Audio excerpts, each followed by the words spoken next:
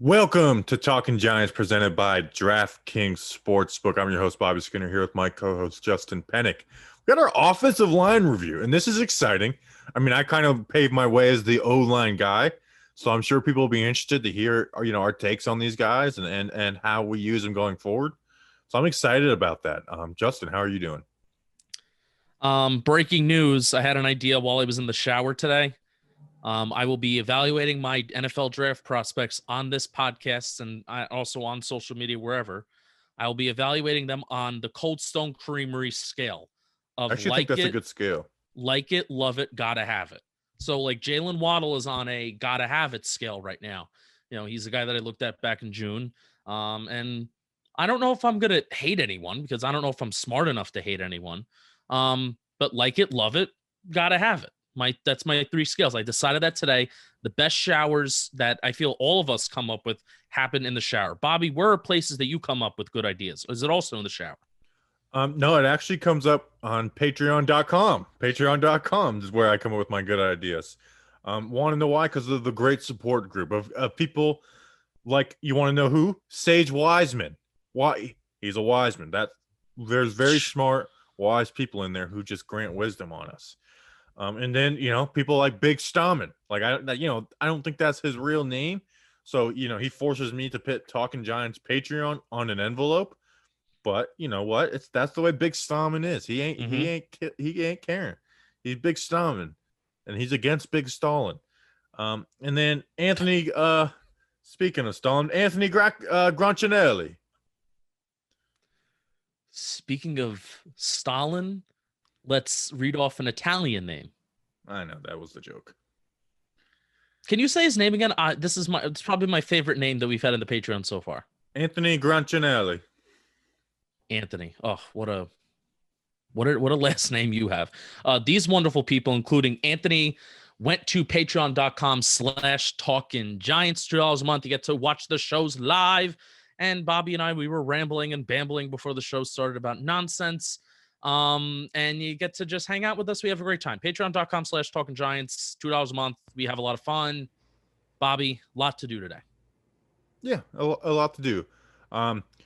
Justin, though, some news that's happened in the last few days. The NFL sent out a memo. The cap won't be any lower than 180 mil, which is good, which means it'll likely be higher than that. So right now, I would put the Giants at 1 mil under, obviously before cuts and everything. So by the time this whole starts, we should be under the cap, officially without making any cuts with free agency and stuff. NFL doesn't stop. And if there's one thing I feel like this proves, and I say it all the time about how awesome the NFL is, the NFL doesn't stop. Just when we think that there may be a little, take a back seat this offseason, some teams may have to make some tough cuts that they don't want to, and that's probably still going to happen anyway. Especially because I think a lot of teams that maybe paid quarterbacks a lot of money weren't predicting that the cap would not drastically go up. So some cuts are going to have to be made. But the NFL doesn't stop. Just when we think that there are going to have to be tough decisions made, especially for the Giants, we're kind of going. And Jordan Ronan kind of confirmed it last show where he was like, think about the Giants and think about their highest paid player, and that is Nate Solder. And then it's Kevin Zeitler. And there's a good chance that one of them won't be on the team. Kevin Zeitler may be on the team, but they're definitely going to restructure him if he is on the team come next year. Giants aren't paying a lot of players. So full steam ahead. Yeah. Yeah. I mean, we're going to be able to do what the Giants, whatever they plan to do, I think they'll want to do, right. like, within reason. So, but we're going to save some free agency stuff until that starts rolling around. Although I did have a video series idea because we're not, we pride ourselves on not talking about the same things over and over again in the off season. We like to hit subject. Like, we want to do everything once and do it right. Instead of talking about free agency in the draft for the next, 3 straight months of like, who are we going to take at 11, who are we going to sign in free agency. So what I'm going to do is a YouTube series is going to be the 5 most realistic free agent additions at each position. So that means like, hey, are we going to go sign a big running back? No. But you know what? We're going to need some type of running back in free agency, whether it's bringing back or Gallman more. Yeah. So the 5 most realistic guys at each position. I'm actually really excited to do that series. So we'll do that. Other news, the Eagles traded Carson Wentz, and that obviously is big to the Giants. Carson Wentz is now out of the division. Draft wise, the Eagles could be in play to take a QB. You know, they do have the 6th pick, so you know if a lot of people thought they would take a wide receiver, the Giants could be looking for a wide receiver. That could be one less team that takes one. But man, the Eagles are in such a bad spot right now. They are in such a bad spot. And you know, when they were saying we want 2 firsts, it's like nobody's going to give up 2 first-round picks for Wentz. So I think they even got good value with that 2nd-round pick, most likely turning it to a first and then a third. I think that's good value. I think that's a really good return for the Eagles. Like it's good that it's not happening this upcoming season for us, but that's good value, man. And you know, I think it's less about Wentz being broken. It's like he wasn't listening to his coach. Like Carson Wentz was a bad teammate. So part of me wanted him to stay with the Eagles, but it is funny to see them paying $33 million in dead cap this year for someone who won't be on their team. I mean, it's so unprecedented. Like this, so much about this offseason is unprecedented when you consider, trading Goff and, Stafford. So I guess Stafford leaving Detroit, it's not really unprecedented, but, the Rams giving Goff the contract and then him leaving, Deshaun Watson trying to force his way out of Houston, and Houston seems to be playing hardball and who's going to win, the organization or the player. And this was another situation where, where you just paid a quarterback bananas money. And somebody in our Patreon chat, I'm gonna give him credit. Give him credit for, I believe it was Chris. Did Chris Thompson say this? Yes. Yes. So Chris Thompson said Carson Wentz technically didn't even play out his rookie deal, so to speak. Now, he was drafted in 2016. First round picks get that fifth round bonus year, right? Fifth year option. Good job. 5th year option. So he didn't even play out those 5 years, but the Eagles, which is crazy. Well, he did play out the 5 years. He just didn't start the new contract. Right. The 2020-2021 season. So my bad. So he barely played out his rookie year because he didn't even finish the year. I think Wentz is shot. Now I know we kind of maybe want to talk about the Eagles, and this isn't talking football, but Wentz's shot was maybe a bold take. I don't think the experiment is going to work. I think he's a slight upgrade over Phillip Rivers, what he was this year. So I think there can be success in Indy. But long term, Wentz isn't what we thought he was, from that, year where he looked like he was going to win an MVP. That's just not who he is. Yeah. He was a bad teammate in Philly. He was just flat out just defiant of coaches. And he has an injury issue. So I do think he is an upgrade over Phillip Rivers this past season. And so the Colts are going for it, and I get that. I think it's a good fit with Frank Reich, obviously. But long term, I don't think Carson Wentz is like, oh, no, we've got our answer to Andrew Luck here with Carson Wentz. Yeah, a lot of people are talking about, the clean pocket, right? You're going to have more of a clean pocket in Indy. But even this year, Carson Wentz was bad in a clean pocket. And I was reading some articles, and this is, numbers, analytics, you're kind of taking the eye test out a little bit, but there were numbers that kind of backed up that Carson Wentz's 2017 season was very similar to Phillip Rivers' 2020 season. Phillip Rivers was not a bad quarterback this year. And Bobby, you were kind of behind the whole, Colts maybe doing something a little bit in the postseason during the regular season. And Phillip Rivers was kind of a lot better than a lot of people thought that he would be. So I don't know. But his arm was done. That's the difference, though, as Rivers' arm was done. It wasn't like Wentz isn't looking much better. So I don't think it's going to work. There's part of me that's going to root for it because I kind of liked Carson Wentz, what he was doing. I liked what Philly was doing. It's also crazy how fast Philly went from, oh yeah, they're going to be running, Wentz is going to be running the NFL. People were talking about Wentz being a top 5 QB at one point to now. One point, Dan Orlovsky was saying that this year. To now they are this, and they are in such a bad spot. So, I mean, do we want to kind of flip this to a Giants thing about what maybe they do? Do they do quarterback? Do they do wide receiver? What are we thinking? I don't know. I don't know. They can't spend anything, right? No, they have no. It's either Jalen Hurts or they draft somebody. Do they like Jalen Hurts enough to do that? I don't know. I personally think Jalen Hurts kind of sucks. So, So I don't know what they're going to do. But they're a mess. Like, the Eagles should be the worst team in the division by far next season. That's the hope. That's the hope. I mean, it could be Washington too, because they don't have an answer at QB. Yeah. As much as, Taylor Heineke, all that fire he showed, and Alex Smith, broken hope they leg. Ride with them. Hope they ride with those guys. Please go with Alex Smith and Heineke and Kyle Allen again. Please, I would love to sweep Washington again. All right, Justin, you ready to do the O-line review? Yeah, let's do it. All right, Justin. The New York Giants 2020 offensive line went through a lot. Position coach Mark Colombo was fired. Dumbo Colombo was fired midseason after an altercation. In comes Coach Dave DeGuglielmo. And then Dave DeGuglielmo gets COVID for the last week. Ben Wilkerson, who had been there through Hal Hunter, Colombo, and Coach Googe.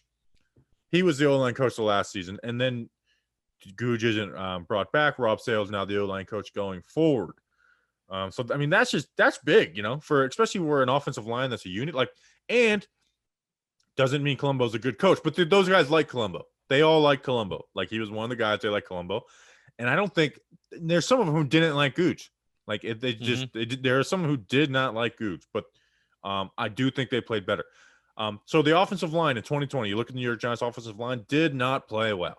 It did not play well. No ifs, no way around it. Did not play well. But it did get better as the season went along, especially with, Andrew Thomas, namely. And I do think we do have some pieces in place with Nick Gates, with Andrew Thomas. We'll see what happens with the young guards.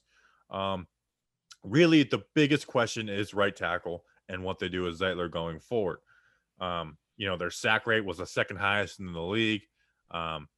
They could not run the ball at all to start the season. And they totally revamped their run game, changed their run scheme, and they were able to run the ball as the season went along. But, I mean, remember how bad it was? Daniel Jones was the leading rusher until, week 12. They could not run the ball. So, Justin, moral of the story, was not a good year for the offensive line. But there is some hope in it. It's not done. It's not finished. But there is some hope with some guys in Andrew Thomas, Nick Gates. We'll see, the development of Shane Lemieux. What are the plans for Will Hernandez? So there is some hope for this unit as it stands. Yeah. All right. I got some numbers for the unit as a whole. Then Bobby's going to get into some individual guys. Then I'm going to go, yeah, Bobby, I agree with you, because Bobby just looks at the O-line and that's what he does every week. But I got some good numbers. According to Football Outsiders, the Giants had the hardest schedule in the NFL. The Giants offense, that is. The Giants offense had the hardest schedule in the NFL in terms of the defenses that they played. Now, Bobby, here's a question I want to ask you.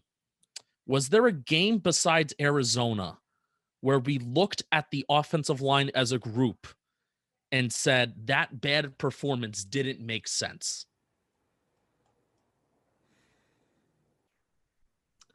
May take a second. No.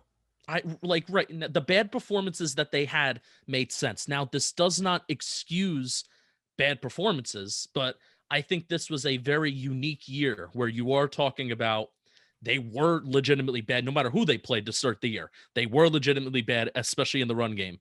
And the stat that I love to bring up, maybe a little bit because they were banged up. Right. But the stat that I love to bring up, I brought it up on the podcast a couple times, and this is as of October 1st. So 3 games into the year, basically kind of almost a quarter of the season. The Giants, on 35% of their rushing attempts, were tackled at or behind the line of scrimmage. And this is as of October 1st. This was obviously the highest rate in the NFL.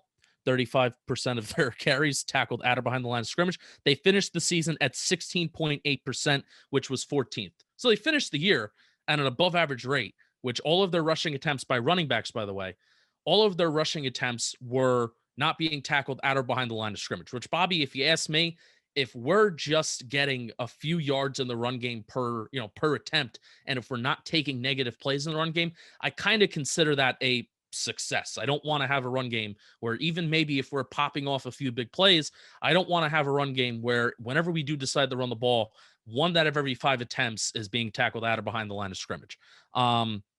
So we talked about the hard schedule. The Giants were 27th in adjusted sack rate, which was not good. I think they allowed 50 sacks. Think about this. There were teams, even like the Browns, where the Browns had their quarterback, Baker Mayfield, had a higher time to throw than Daniel Jones. Pretty sure Baker Mayfield had a higher time to throw than the rest of the NFL, but still, he had less. Like, you cut those sacks in 50, like by 50%. He had like 23 sacks, 22 sacks this year. He was sacked 22 times. Daniel Jones and the Giants, they were sacked 50 times, which is crazy when you really put it in that perspective. Daniel Jones' pressure rate, according to PFF, was 40%. The average is 32%. Pro Football Reference, they had Jones as the 4th highest pressured QB in the National Football League. Bobby mentioned the sack rate, which was really bad. Including rushes by the QB. This is where it gets kind of positive for the Giants, and this is where it kind of gives me hope. Including rushes by the QB, the Giants had the 11th most efficient rushing offense to end the season. And this is including weeks where the quarterback didn't run the ball, where we're talking to start the season. There was a reluctancy to have Daniel Jones run that read option. And then obviously to end the season where Daniel Jones was hurt for the majority of the final quarter of the season. So the rushing offense with the running backs was the 21st most efficient rushing offense. So Daniel Jones brings that rushing offense up an entire 10 notches throughout the National Football League. So the directional running, Jordan Ronan mentioned last episode, by the way. This was a nugget that I really enjoyed, that the Giants initially with Saquon Barkley wanted to be an outside zone rushing team. Bobby, they were the 3rd worst outside zone rushing team this year. It was non-existent. They're out. Every once in a while you get Nick Gates and Zeitler or whoever to pull out on the edge, but there was outside zone, like you said, was non-existent on this team. They also didn't run it a lot. They only ran it 6% of the time going towards the right end and 5% of the time going towards the left end. That was 28. Not even outside zone either. No. So what do you mean? What do you mean by that? I'm saying you can run outside and it's not outside zone. Right. That's just outside the tackle. So they didn't run it a lot this year. I mean, I remember Seattle, it worked very well. Wayne Gallman's big 60-yard run. And then I think, if we consider, remember Alfred Morris? But those were even pulling plays. Those were all pulling plays. Those were plays where guys were pulling and getting out on the edge. So that doesn't even count as outside zone. No. Okay. Like, we didn't run outside zone after week 1. And the only area where the Giants had an above average directional running offense was up the middle and guard. And Jason Garrett and company ran up the middle in the guard 64% of the time. That was the 6th highest in the league, with an average of 4.52 yards per carry. That was the 12th best. So up the middle, this even includes Shane Lemieux, it includes Kevin Zeitler, includes Nick Gates.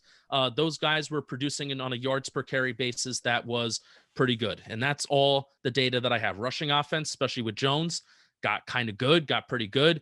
But the pressure rate, the sack rate, and everything like that is just bad and unacceptable. Cut. Bobby just got up, and I don't know why. So, Krish, this is a note for you.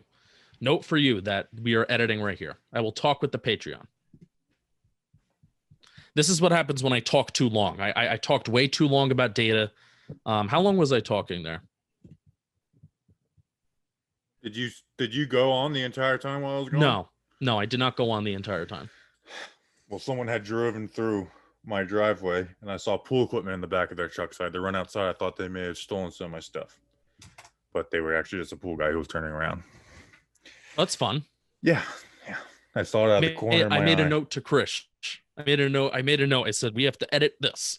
Nope. Leave it all in. We're not leaving it in. Yes, we are leaving it in. All right. Well, you want to talk about individual players? Yes, ready to roll? I got my data points out of the way. Pass blocking, very bad. Needs to improve. Rushing offense, kind of good, especially with Daniel Jones. It's going to get better with Saquon. This podcast almost heard me go off because I was gonna rip that dude from his truck. All right. Andrew Thomas. We're going to go from left to right, boys and girls. Left to right. And Andrew Thomas, the New York Giants starter at left tackle, 6'5", 315 pounds, 22 years old. Justin, it wasn't even an up and down season. It was a down and then an up season. Steelers week 1 dominated. He dominated. He dominated Bud Dupree Steelers week 1, Justin. It was awesome to watch. And then the Bears game, he gave up a sack, But you thought it was like, even though he gave up a sack, it wasn't a bad game. If you got rid of that one play, you would say like, oh, this wasn't horrible. Then the 49ers game wasn't great. Well, didn't give up a sack, but it wasn't great. And then Rams, the whole offensive line as a whole, the first half was horrendous, and then the second half of that game was better. And then Cowboys week 5, you have the strip sack that gets returned for a touchdown on the play action pass. And Andrew Thomas hates that at a high, and you get it. You get it. Then the next week he gets benched. Not because of his play, though, because he's late to a meeting. And you're starting to have some worries about the kid. It's like he's late to a meeting. He's not been playing well. Like, this isn't good, And then we didn't know that at first. We didn't know that game day. We thought he was benched, and it's because he was benched, like because he wasn't playing well. But then we find out after the game that it's because he was late to a meeting. And Matt Parrott played well that game. And I mean, Andrew, and then all right, let's turn around. We got Thursday Night Football. Coming off the Giants' first win Thursday Night Football. His worst game of the season. Gives up 2 sacks, should have given up 3. Brutally bad. There's articles start getting written. Paul Alexander's talking about how, Mark Colombo's ruined this kid. It is at an all-time low. It got progressively worse up until that point. But it's Thursday Night Football. They have a 10-day break, Justin. They have a 10-day break. Apparently, we talked, like, Jordan Renan said, Joe Judge wasn't teaching. Like, he didn't become the O-line coach. But to the other people who say that he wasn't doing anything, they were literally fighting about technique. Okay? They were fighting about technique. So they obviously were something he was doing. And we saw a difference in the way Andrew Thomas played left tackle. We saw a difference. We saw, those games he was getting beat inside. He played well week 1 because they weren't attacking inside. They found that weakness. They went after it. He started protecting his inside with his right post foot. He started protecting his inside and trusting his athleticism around the edge. Don't believe me because I said it. That's what Andrew Thomas said in a press conference.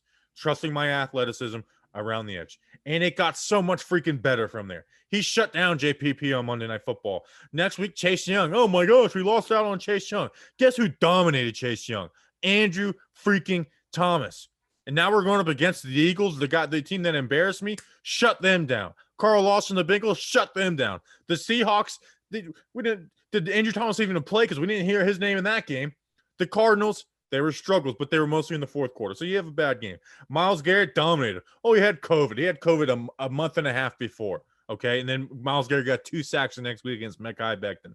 Okay. The Baltimore Ravens defense dominated them. The Cowboys, the team that got the strip sack that embarrassed him with Joe Buck and Troy Aikman calling the game, dominates them. I am so proud of his rookie season. If you're looking at rookie of the year, yeah, is Andrew Thomas going to fall into that? No. But what should we look at for a rookie left tackle? Should we look at the first 8 games or should we look at the second 8 games where he's playing teams for a second time? What should we look at? Okay, I get it. If you're just grading his rookie season as a whole, not great. It's not a great year for Andrew Thomas. But if you're looking at it as a rookie, I am proud of his rookie season. I liken it to to Daniel Jones and any other young QB. Okay. Yeah. Did they have some mistakes, some interceptions? Yeah. But show me what they did well. And can you build on that? And so that's the goal for Andrew Thomas. Let's see what you did well. Can you build on that? So, I mean, I'm proud of Andrew Thomas's rookie season. Yeah. And I think we were very transparent about this throughout the offseason. And the second that we drafted him and the second the debate started of, should he be left tackle? Should he be right tackle? We kind of embraced the idea that Andrew Thomas was going to struggle. Now, those struggles, I don't think were anything like what Nate Solder was doing. Even Andrew Thomas at his lowest, Bobby, who was more at their low when they were low? Nate Solder. Nate Solder in 2019. And people did not like that at the time because it was when Andrew Thomas was struggling. But I mean, look at Nate Solder versus Brandon Graham. Nate Solder was getting spun around. Like Nate Solder's sacks were turning into strip sacks of Daniel Jones. Yeah. Andrew Thomas, it was just like they were sacks around the edge or right up the middle.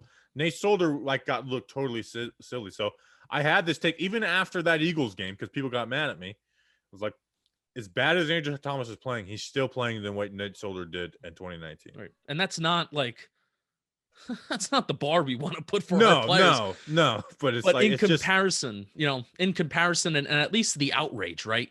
Like, there should have been way more outrage for Nate Solder in 2019 than Andrew Thomas in 2020. And, you have to embrace that left tackle. It's the most valuable position, second most valuable position in the game of football, right? Because it's ultimately helping the first most valuable position in the game of football, that is quarterback, especially when you have a right-handed quarterback. And, and you can maybe even argue along with, cornerback and quarterback, because of how important it is. Also, it takes a lot of time to adjust, and why we wanted Andrew Thomas to play at left tackle from day one. Bobby had his reasons. At least my reasoning was the same reason why you want to play your quarterback year one, and you want to play him in that spot, that particular spot at left tackle too, because in play game experience, where even if you're making mistakes and you're taking risk and you're making mistakes, you can learn from them the next year. You can learn from them as the season goes on. I mean, in-game physical reps are king over mental reps and over, whether it's just the practice reps of let's just get our feet wet at right tackle in 2020 and then rock and roll at left tackle 2021. I'm glad that he went through the struggles, he went through the mistakes, so he can hit that ground running in 2021. Yeah, it's 100% with you. Like, let him work through the mistakes, and now he doesn't have to switch his positions. Right. Now he doesn't have to, after this season, switch positions. I'm so glad they played him at left tackle. Yeah. If there's one good thing from Nate Solder opting out, is that they forced him. It forced him to play Andrew Thomas at left tackle. Because, look, at right tackle, would he have been better? Yes. Because it would have been a Daniel Jones in front of him. And we'll talk about with Cam Fleming. That it's like, Cam Fleming's, when you look at just his numbers, aren't horrible because it was play side. And that was the reason why, we wanted Nate Solder to play right tackle. It's like, it's not going to make him good. It just means that the car wreck is going to happen in front of Daniel Jones instead of blindsiding him. So he should have always played left tackle from day one, and I'm glad he did. Now because there was the big four tackles. Now Tristan Wirfs played right tackle. I didn't watch every game of his. I did watch every game of Mekhi Becton and Jedrick Wills. Every single snap of those guys I watched, and most of them and the important ones, the good ones and the bad ones, I watched twice, 2-3 times of each one of those guys. Andrew Thomas over Jedrick Wills, easy to me. Easy. He is superior as a run blocker, like much superior than Jedrick Wills as a run blocker. And that's something we didn't talk about with Thomas. Even through the struggles, he was always good as a run blocker. Mm-hmm. Like, he moves guys and he mauls on them. Yeah. Like, he just does. He can work on his technique, but he moves guys in the run game that Jedrick Wills didn't do all year. There was clear data, and I'm sorry, I know you're comparing the tackles, but there was clear data that I was finding when Saquon was the running back, that this was especially week one, where nothing was working besides Daniel Jones throwing the ball downfield. But we were just running to the right side over and over and over again. And Andrew Thomas was mauling dudes in the run game pretty much all year, and even to start the year, and we just weren't running to that left side of the offensive line, which was a little frustrating considering how good they don't like to run to the left. I don't understand it. I don't get it. It's just like beating their brain, like you run to the right. But he just moves guys. It's beautiful. He paves ways in the run game. And in the second half of the season, he was he had better results in the pass blocking game than Jedrick Wills. Jedrick Wills is a little more like polished. But Andrew Thomas, I thought, did a better job. Second half of the season, passing wise, Andrew Thomas did play better than Mekhi Becton. And they played some same guys. Andrew Thomas played better as a pass blocker than Mekhi Becton. And then the run game, I put Becton slightly ahead of him, although Thomas is more consistent. Becton's going to, there was one game where it's like Becton added 80 rushing yards because he's so good. So second half of the season, Thomas, if you're just looking at who had the better second half, Thomas had better than Becton. Now, worse, like I said, I watched one playoff game where I dove into it, and he played right tackle. So going forward, and Becton had injury issues. So I think there's a good argument to be had that out of those three, the guys who played left tackle, you take Thomas. Because he's better than Jedrick Wills. He is. Becton, if you could tell me Becton is going to be fully healthy, I would pick Mekhi Becton. But you can't tell us that he's going to be perfectly healthy. Right. He got injured 3 different times this year. So, and it's not like he's a freaking mountain that, probably make him a little more prone to some of those things. Yep, So his size was now I didn't say this because of injury when we were kind of talking about tackles, but his size did scare me coming into the pros about how I was talking about how he can move, but it's actually translating to if he can stay healthy. So all the tackles I feel like had a good year, and I think all the teams really liked what they saw. But Thomas was the one that definitely saw the most growth out of all of them. Becton kind of hit the ground running. Wirfs hit the ground running, and I feel like Wirfs kind of had some okay average to, I don't know about bad games to kind of end the year, but Thomas was the one that kind of ended on the highest note, and Wirfs is that right. Wirfs, the expectation is for him to move to the left side eventually. I hope so. He should. And I like Wirfs. I watched him. I broke down his game against the Saints. It was beautiful. Like, if he plays like that every week, then he's the best out of the four. Yeah. But also, he should play left tackle. And with Tom Brady's QB, it's a little different. But I don't want to downplay Wirfs because, he's, from what everyone says, he's freaking like a stud. So, I don't want to hate on him just because he simply played right tackle. So, and here's something, and we got to move on because we don't want to spend, 45 minutes on Andrew Thomas. So, a draft talking point that pissed me off so badly about Andrew Thomas, because it was just repeated, and it was one of the dumbest talking points. What is it? Just say it out loud. Andrew Thomas is the most pro-ready prospect out of all the left tackles. So freaking annoying. What an annoying take that was. He was you know why people said that, Justin? It's because he was the best in college out of the four. Because he was better than Wirfs, Wills, and Becton in college. So that's what they said. But if you watched him, he had the most to improve on. And I think he's the most athletic of the four. Look at shuttle, 20-yard shuttle. Look at those times. Thomas has the best one of those. He has the longest arm. So I thought he had the most Becton has the most to work with because he's a freaking mountain. But that inside foot, you don't think that showed up in college? That showed up in college. We knew that was going to be an issue. His punch was sometimes wide, and he would lunge on it. We saw that in college. He got away with it in college because he was faster, bigger, stronger than everybody bigger than everybody else. Okay, but we knew those were going to be issues. Guess what? Who didn't have much room to grow with? Jedrick Wills. He didn't have a ton of room to grow with. Wirfs, like, what is Wirfs? Now, Wirfs is really good, so that kind of counters it a little bit. Becton has some stuff to work on in the pass game, but Thomas was always the one that's like, he has some like technical issues that need to get worked out, and they're the things that get worked out. And we saw it as the season went along. That basically not lunging when you punch and protecting your right foot, protecting your inside. And that's what he did as the season went along, and what made him go from, a hated player to now a beloved player.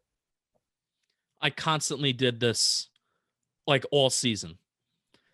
Whenever talking about Andrew Thomas's punch, I said syllables instead of symbols. Like high school symbols in the band. Yeah. I keep on saying syllables. It's a Rickyism. Because I'm an idiot. Because you're Ricky. Yeah, I guess I am. All right, are we ready to move to the left guard position? We have to. We spent too much time on Andrew Thomas. Shane Lemieux, 6'4", 310 pounds, 23 years old, was taken in the 5th round of last year's draft. Started the last 9 games after Will Hernandez got COVID. Shane Lemieux is a tricky subject. He's another guy where it changed on him. He comes in that Tampa game, everyone's in love with him because they are tired of Will Hernandez. Shane Lemieux comes in, and he played, and to his credit, he does really well in the run game, but he had some issue in the pass games. But Justin, I don't know what kept him in the starting lineup over Will Hernandez, which we'll talk about. But he struggled in the pass game. He gave up 5 sacks, and he should have had one more. He gave 6 because there was that one against Tampa where it was his assignment, but it looks like the running back. So technically, he gave up 6 sacks this season in 9 games. To look back at some other guys, Will Hernandez had 5 in his rookie year. He had 2 last year and then 1 this season. Obviously, Hernandez didn't play the full season. So just to point to it. But he's good in the run game. He's a good puller. He moves guys. He works with, Andrew Thomas and Nick Gates well in the double teams, moving people. Like I said, he can pull. He's athletic. He can get around on the edge. And he's nasty. He's a nasty dude. But Justin, Shane Lemieux struggles in the pass game. It showed up every game. Sometimes because it's the guard spot, the ball would get out, or Jones would scramble. But every game there was a play that would make Shane Lemieux look silly, and not everyone, a lot of people would give me so much heat for saying Will Hernandez is better, and then by the end of the year, it seemed like everyone kind of got back on that train. Like, oh yeah, Will Hernandez is better than Shane Lemieux. Yeah. The need for the Giants as a whole to improve their pass blocking. This is going to include a year full of Andrew Thomas, a possible Lemieux upgrade, or Lemieux just increasing, playing better, right? Taking a step up in his play. The Giants pass blocking needs to be priority number one in terms of how they develop as a group, but also, how we look to upgrade the unit if we want to make a free agent acquisition or in the draft.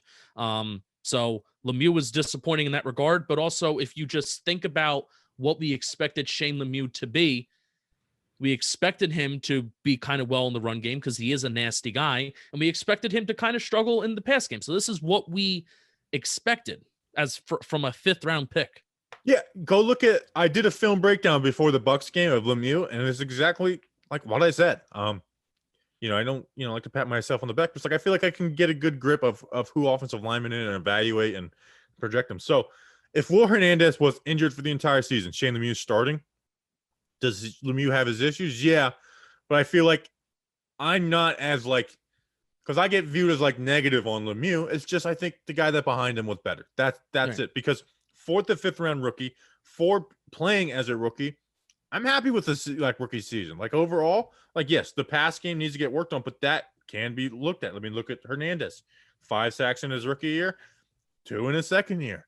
So it can be improved. I don't think he's going to be a great pass blocker next season by any means, but he can he should develop. And the run game, there's so many positives. So I don't view his rookie season as a negative. It just has to do with the whole idea of him playing over Will Hernandez, Yeah, somebody's got to be bad. Because Hernandez had COVID, at the end of the season. Somebody on the line has to be bad, right? When you have a quarterback that is sacked at the 2nd highest rate and who's pressured at the 4th highest rate, somebody's got to be bad. Yeah, he's a bad pass blocker. Yeah. He's a bad pass blocker, but right. Doesn't mean he won't get better, he split but week 17 he played 100% of the snaps. Will Hernandez did not play at all week 17. That's kind of we'll save some of that for the Will Hernandez portion, but he's bad as a pass blocker. It's just flat out. He gets, and there's plays where he gets embarrassed, he gets swam. He's bad as a pass blocker. He's good in the run game. So that's where we're at with Lemieux. So let's talk about Hernandez, and then we can talk about big picture what we do with those two guys. Justin. Yeah. Will Hernandez, 6'2", 327 pounds, 25 years old. This 2018 2nd round pick. So this was his 3rd year. This upcoming season is the final year of his contract. Did not miss a snap in the NFL until he got COVID and missed the Tampa Bay game. After that, the highest percent of snaps he played all season was 37%. He was benched. Not that, not like, he's struggling to come back from COVID. That argument could have been made early. He was flat out benched. You want to know why? Because week 17, he played 0% of the snaps.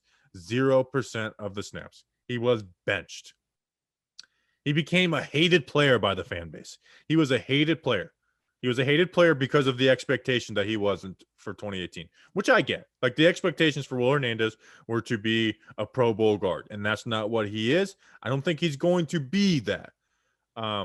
I think he's an above average guard to me. That's who I think Will Hernandez is. I think he's a solid run blocker and a decent pass blocker. I think he's an above average guard. I think he would start for almost every NFL team. I really do.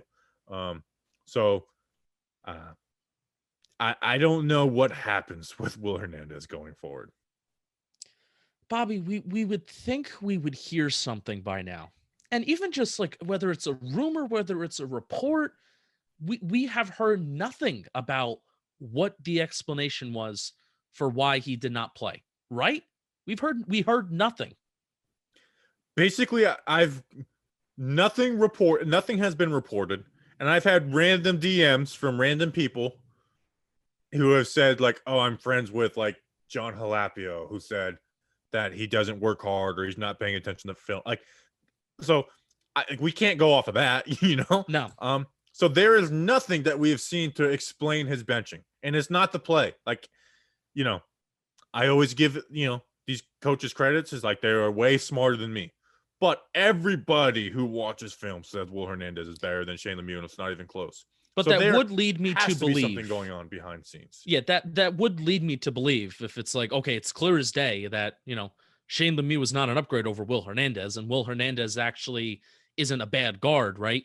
It's not like they wanted to play Shane Lemieux. I mean, now this is what I'm just presuming. It's not like they wanted to play Shane Lemieux to get him those reps because they know he's the future, blah, blah, blah, blah, blah. This coaching staff, and I don't know if the previous coaching staffs would have done this. This Judge coaching staff, if you aren't even the type of player that they want you to be off the football field in terms of your attention to detail and, you know, the way that you are paying attention, you won't play. But it's just so crazy that the skill level in the pass game, and the pass game is like, pass blocking is more important than run blocking, right? I mean, I don't think that's a hot take. You know, most of your yards on an offense, most of your points, they're coming from throwing the ball. So pass blocking is the most important facet of the game. And when you have a quarterback that is sacked at such a high rate, and the skill level between the two players is so drastic, there had to be something else happening behind the scenes, which leads me to believe, I almost wish it was, hey, we just genuinely don't believe in his ability to play, because then then they would give him another shot rather than, we don't like you as a person. I don't know if they would be inclined to give him another shot. And this is all guessing by us, you know, Yes. like this is guessing, because we're trying to make sense of why, you know, someone who I think is a decent player was not playing. You know, you even just look at his numbers, you know. It'd be one thing if, you know, we were out here telling you like, oh, this guy, like, it doesn't suck. And it's like, well, look at how many sacks he gives up. You know, it's like, he has good numbers. He's a good run blocker. If if people are in analytics, like his run block win rate is like elite. No, I don't want to hear that on the show. I don't want to hear that on the show. I agree. I shouldn't have brought that up. But he was flat out benched. He was benched, and we're not using run block win rate. No, you're right. I got tempted to try and make a point, and I used something I don't believe in. So nope. I'm aware. I saw something today that said he had the second best run block win rate in the National Football League. But, you know, until somebody tells me, or until I can find that on my own, which is also negligence on my end, until I can find out what does that mean, I'm not going to use it. I agree, and it was a very hypocritical of me to use it. I'll be, you know, when I'm a hypocrite, I'll tell you, I've been a hypocrite when I even just muttered that as a way to validate my take. I just became everything I hated all, and just to validate a take. I'm really bothered by that now. Slimy media snob. So, but basically, the long story short is there's no way he can go into 2021 on the bench of the New York Giants. Either he's not with the Giants or he's starting. Like, I don't think there can be any in between there. I agree. 100% agree. Anything else on Will Hernandez? No. Let's move to something else. Which, that thing is DraftKings. What is it? DraftKings. It's not quite time for the madness that is college basketball in March, but that doesn't mean that the fun has to wait. DraftKings Sportsbook, America's top-rated sportsbook app, is giving all new players the chance to cash $100. New customers can bet $1 on any team to hit a three-pointer in any basketball game this week. And if your team makes it, you reign in $100. That's right. All it takes is for one three-pointer being hit by your chosen team to turn $1 into $100. Sounds like a no-brainer. This slam dunk offer is an offer that won't be around forever. So head to the App Store now, download the DraftKings Sportsbook, and get in on all of the action. If basketball isn't for you, DraftKings Sportsbook has daily odds on hockey, soccer, and so much more. DraftKings has paid out over $7 billion to its customers since 2012, so they know a thing or two about big pay days. Download the DraftKings Sportsbook app now and use promo code JOMBOY, JOMBOY, to get your shot to turn $1 into $100 when you bet on any team to hit a three-pointer in any basketball game this week. That's promo code JOMBOY for new customers to get a shot at 100-1 odds on any basketball team to hit a three-point shot only at DraftKings Sportsbook. Must be 21 years or older. NJ, Indiana, Michigan. You've been saying Minnesota. And we need to talk about the abbreviation of states. Minnesota is MIN. Michigan is MI. Michigan or Virginia only. New customers only. Restrictions apply. Winnings paid out in four $25 free bets. See DraftKings.com/sportsbook for details. Gambling problem? Call 1-800-GAMBLER, or in Indiana, 1-800-9-WITH-IT, or in Virginia, 888-532-3500. I lived in Minnesota too. You've been saying Minnesota in the ad read, and I'm like, Bobby, it is not Minnesota. It is Michigan. Oh, well. All right, it's time for Giants stories, where we literally look at the Giants players' Instagram stories, and we give you a little, we'll talk about their lives. Justin, cue the frickin' music.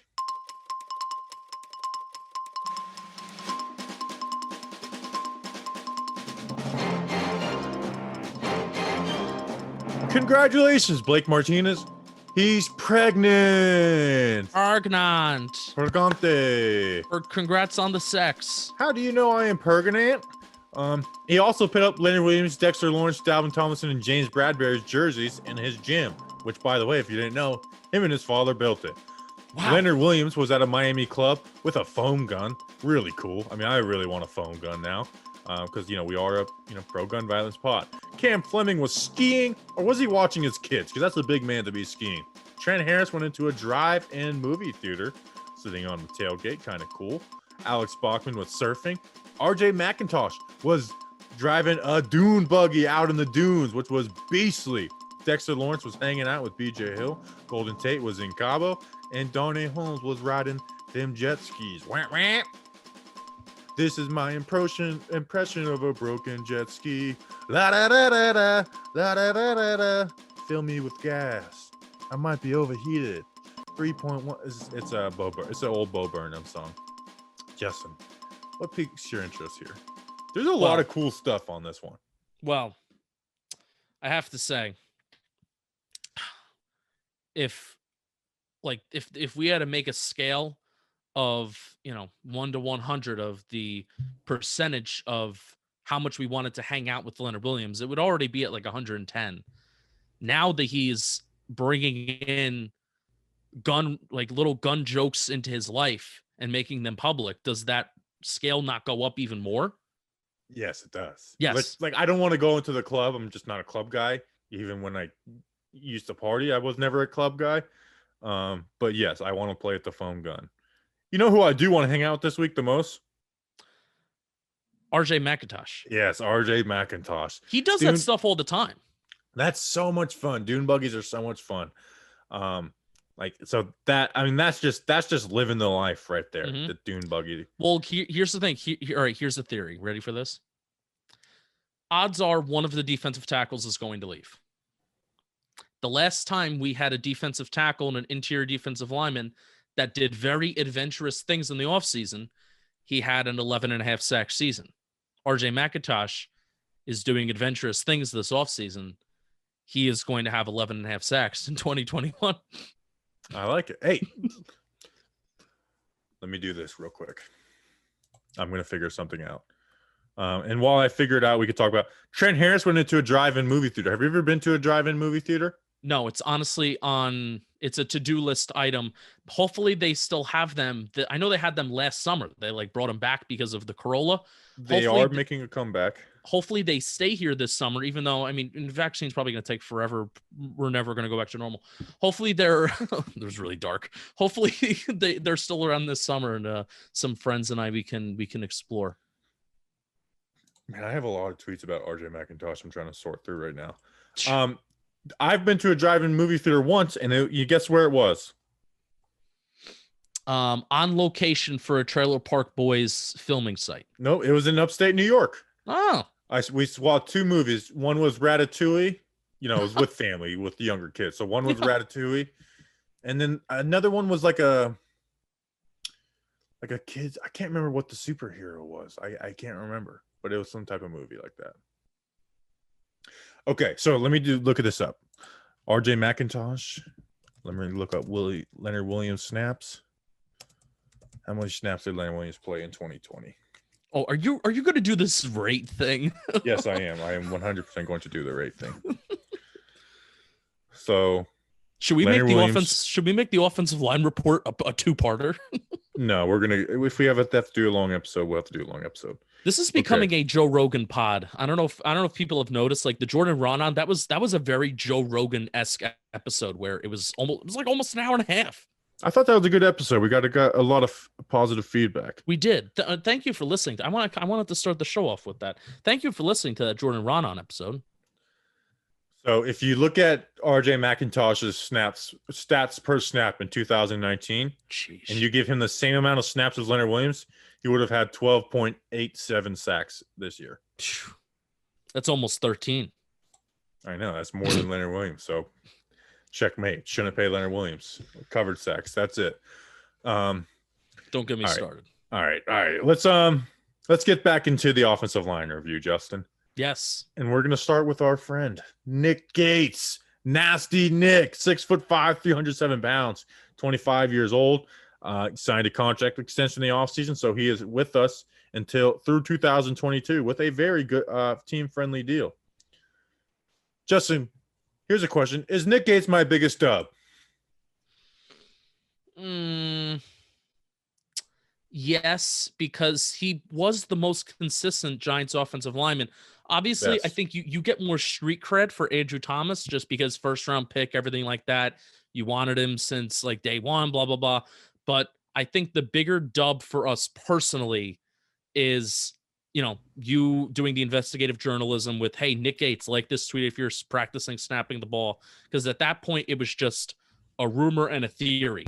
It wasn't even a rumor. It was just a theory. And then at that point, it became a rumor and a little bit of like a report that you did.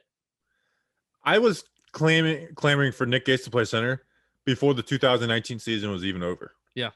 It was after the Dolphins game.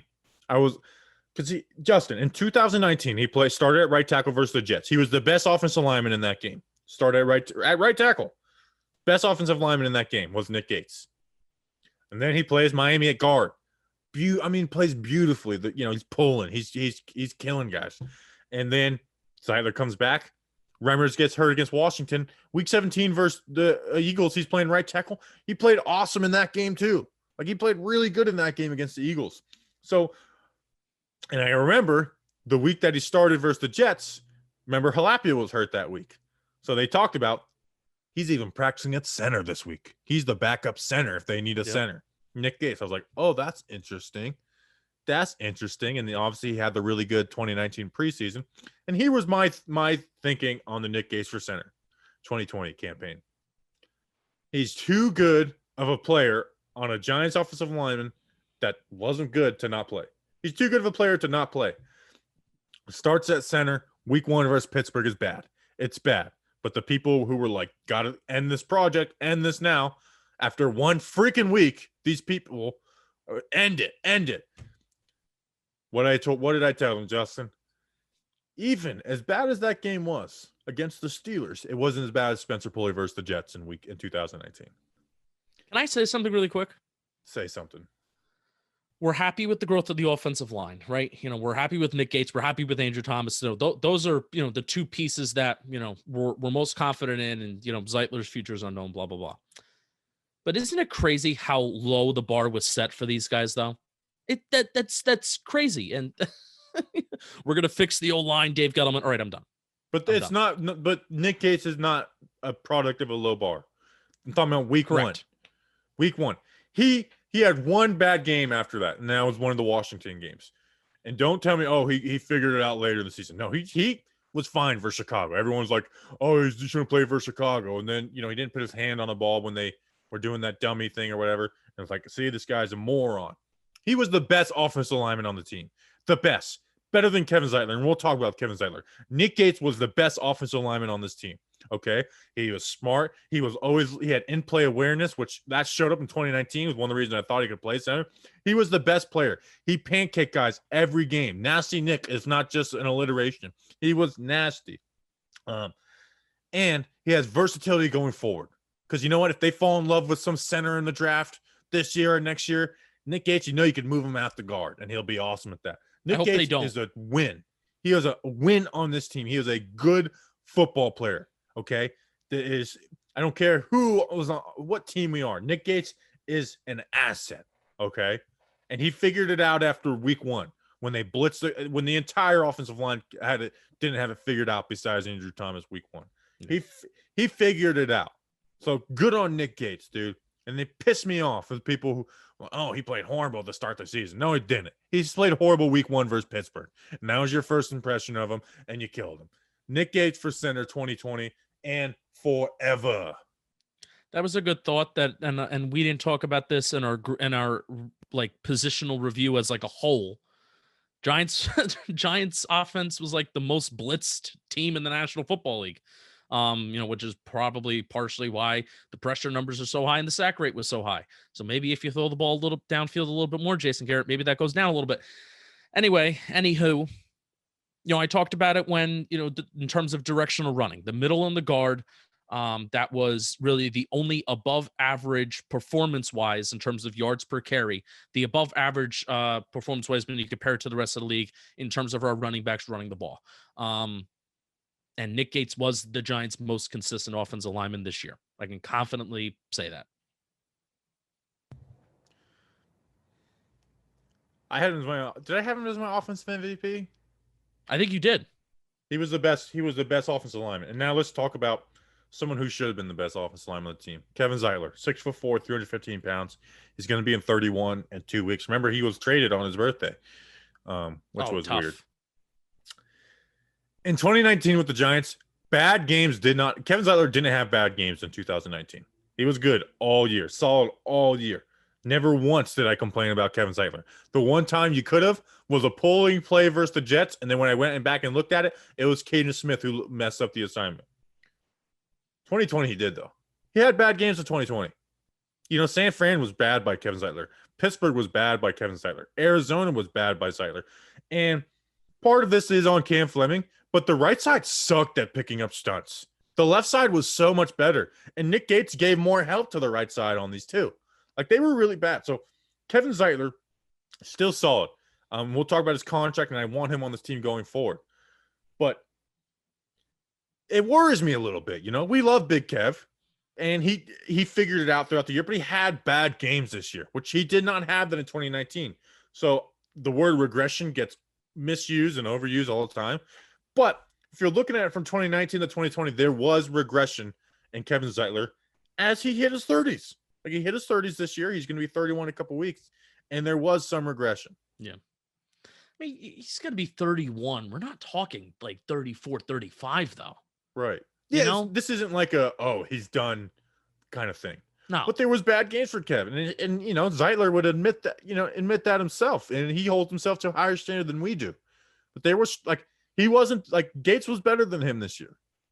He was better in the run game, pass game, everything. Like Zeitler wasn't that solid, never have to worry about him type that he was in 2019. Now, part of that does have to do with Cam Fleming, which we can talk about him. But with Zeitler, let's do this. He's got the $14.5 million cap hit. $2.5 million of that's dead cap. Do you think Kevin Zeitler's on the roster this year? No. I don't think so either. I hope I'm wrong. If they can get a restructuring done, then yes. But I don't think we should pretend like a restructure is just like, just restructure. Like, he may not want to do that, Yeah, a lot of people are acting like it's a snap of the finger. Oh, let's just restructure and add on years to Kevin Zeitler's deal, which, knowing how, we kind of, we talked to him last year and we know how much the family kind of likes being here.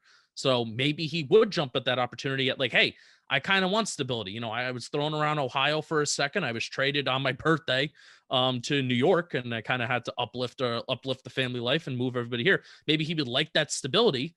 But I don't know, because also you want the stability long term. But Bobby, how often in the National Football League are contracts finished from beginning to end? So what, Kevin Zeitler would take less money for more years with the chance that he wouldn't live out that whole deal?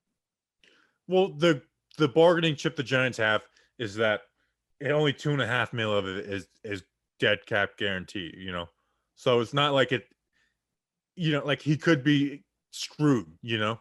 depending on when they would do it, So he could end up screwing himself and making less money than he could in a restructure. So that's the bargaining chip is like, hey, we'll offer you more than you're going to get in the market, but we're just not going to pay you this 14 mil, because, but someone may pay for something for Kevin Zeitler. So it really is up to Zeitler and whatever the Giants want to do, So I go back and forth, but I just think they shopped him at the deadline. Like they did. Like that wasn't fake. They shopped him at the trade deadline. So this idea that they would flat out not move on from him, like that there's no way they would, isn't true because they shopped him at the trade deadline. Yeah, they shopped him at the trade deadline. And I was deadline. against that too. Yeah, I was like, unless you – sorry, go ahead. They shopped him at the trade deadline and did not shop Dalvin Tomlinson, whose contract was expiring. Yes. And I was against that. Like I was like, unless you're getting a day 2 pick, do not give up Kevin Zeitler for a 4th round, 5th round. Do not make this offensive line worse. Yeah. Because moving on from Zeitler does make the O-line worse. Yeah. Let's talk about Cam Fleming. 6'6", 320 pounds, 28 years old. $1.5 million contract. Obviously, he'll be a free agent. I know everyone hates Cam Fleming, but he wasn't meant to be the 16-week starter. Solder opting out screwed him. He got put into the starting week, 16 games. So he was always meant to be the swing tackle. So like I think if they knew Solder was going to opt out, I think they actually bring back Remmers, who I know he got torn up in the Super Bowl, but it's like he would have been a better option at right tackle than Cam Fleming. Fleming was decent, and the fact that he wouldn't get totally beat around the edge, But here's where he sucked. He gave Kevin Zeitler, who we were just talking about, he gave him no help. So they would get screwed on stunts, and a lot of that was Cam Fleming's doing. It's not a total pass to Zeitler, but a lot of that was his doing. He sucked. In the run game, he was horrible. Like he was horrible in the run game. He left guys too early. He didn't move anybody. He was bad in the run game. He made mental mistakes, too often for a guy, that age. So, there was games where you're okay with Fleming, but when teams stunted and did different types of things or trying to bend the edge, it was not good for Fleming. I mean, here's how I summarize his year. It was good enough. And even when he was good enough, he always looked bad.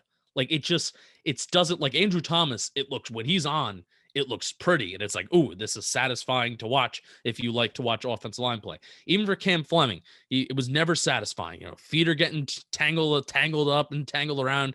He's running all over the place and he's not square. So that's how I kind of summarize Cam Fleming's season. Then, especially when you have the bad technique to start, when things are going bad, it's bad. It's not like when you have good technique and maybe you have a bad day where you're just allowing some ground and the guy's overpowering you, but you have good technique and kind of hold up. No, when he was bad, it was bad because he just doesn't have good technique. And again, we knew that kind of coming in. For Bobby, for the expectation that we had of Cam Fleming was going to be a tremendous red flag for the season, I would consider this a success. Yeah. I mean, I remember when we signed him, we didn't even like him that much as a swing tackle. No. When we signed him, we didn't know, like when they signed him, like our first thoughts were like, oh, they're going to draft the left tackle with the 4th pick. Yes. Like those were our thoughts when Cam Fleming was signed, Yeah. And we were right. So here's, I mean, sheesh. I mean, I wish I didn't spend 6 minutes talking about the numbers of this group. Because we will pencil this topic in this conversation because Bobby, we're talking about, the pressure rate and the sack rate. And that is the thing that needs to improve most with this offense, along with just upgrading its skill position and finding somebody who can be a big play guy. Right. So what does this include? We're both saying, and we're both thinking that Kevin Zeitler's not coming back. So that's a hole. We're not confident with Shane Lemieux as a pass blocker. We have the hope that he can improve, instead of Andrew Thomas, who showed us he improved. And then, you're talking about this hole at right tackle. I get a pit in my stomach. I get bad brain takes and bad feeling when thinking about just how much work needs to be done and how little resources the Giants have in the draft and what the options are in free agency. I don't feel good. Well, let's talk about it because I think a big part of it is talking about it with Matt Parrott. Matt Parrott, 6'7", 318 pounds, 23 years old, was a 3rd round pick. He was always a project type player because his athleticism his physique, it's nuts. Like the guy, he's huge. Played the left tackle, when Thomas was benched Washington, and then the whole talking points was like, hey, should Parrott be the starting left tackle and we just move Thomas to right tackle? That was another take that bothered me. Pretty much.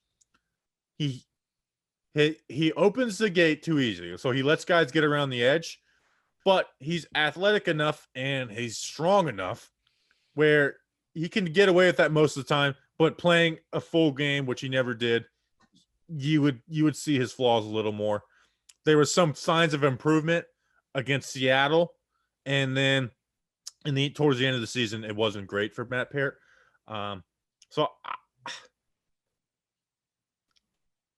Which leads me to: are you comfortable with him starting at right tackle week 1? No, but we may have to. That's the thing, and this is where you have to trust Judge, right?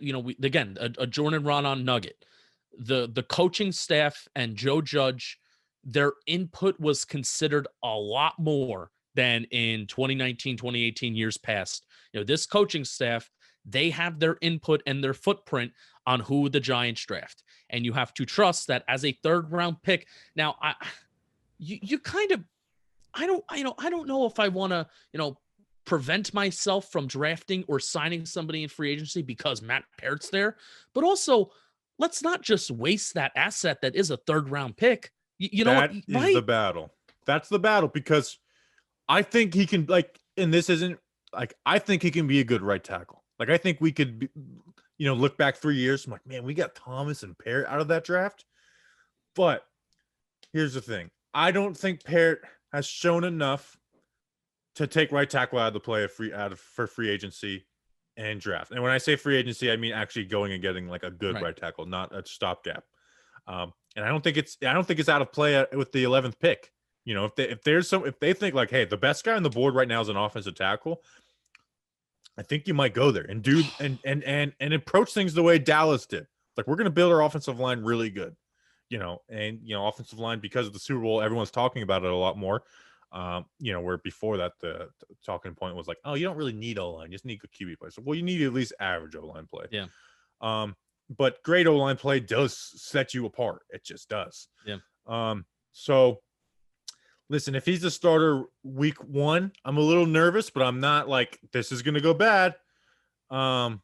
If he's the starter week 1, then what needs to be a priority, and it should have been a priority this year, to not solely rely on your offensive line, because that's what the Giants were doing.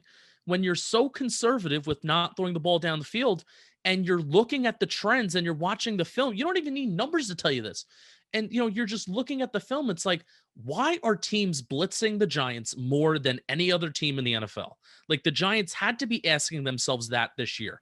What can we do to change teams from not blitzing the living crap out of us? And that was what they did in the Tampa game, which was throw the ball down the field more, which we say the same thing all the time. If Matt Parrott is the starting right tackle, day 1 next year, and if Shane Lemieux is the starting right guard next year, the same offensive philosophy cannot be applied, where we're just going to be conservative and Jones is going to hold on to the ball while only throwing the ball on average 7-8 yards down the field. That cannot happen. Cannot.